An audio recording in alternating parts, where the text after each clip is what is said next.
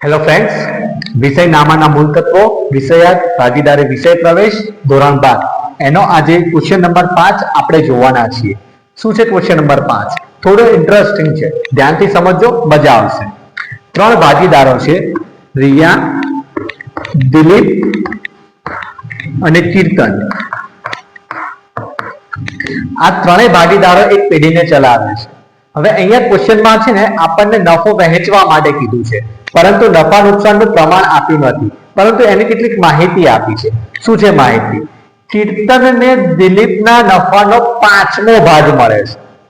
આ વાક્ય અંદર આપેલું છે, એટલે કે આપણે દિલીપનો નફો એક ધારે લઈએ તો કીર્તનનો નફો કેટલો થશે? તો 1/5.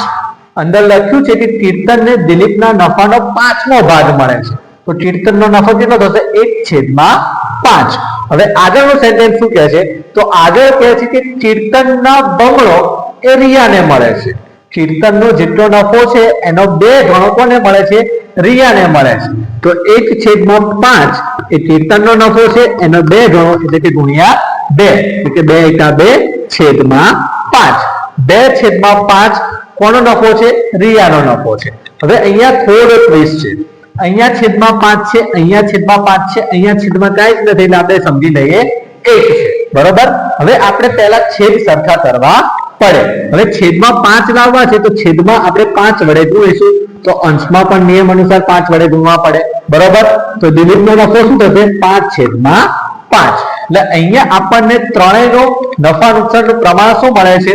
તો રિયાનું 2 જેમ દિલીપનું 5 જેમ કીર્તનનું કેટલું મળે છે? 1. તો આ રીતે આપણે ત્રણેયના નફા નુકસાનનું પ્રમાણ શોધી લીધું છે. હવે પેઢીનો કુલ નફો આપણને આપવામાં આવ્યો છે. કુલ નફો બરાબર 1,92,000 રૂપિયા છે. હવે આ 1,92,000 ને આપણે આ પ્રમાણની અંદર ત્રણેય ભાગીદારોમાં વહેંચવાના છે. તો રિયાનો નફો બરાબર 1,92,000 ગુણ્યા 2 + 5 7 7 ને 1 8 છેદમાં 8. તો જવાબ આવશે 48,000. એકવાર શોર્ટ થઈ જાય આપણે, તમે કેલ્ક્યુલેટર કરી શકો છો કે 1,92,000 ગુણ્યા 2/8 કરીશું એટલે જવાબ આવશે 48,000. ત્યારબાદ દિલીપનો નફો.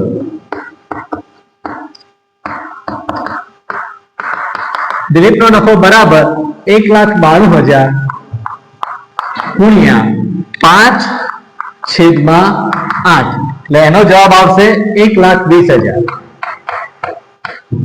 1,20,000. ત્યારબાદ લાસ્ટ કોણ છે? કીર્તન. તો કીર્તનનો નફો બરાબર 1,92,000 ગુણ્યા 1/8.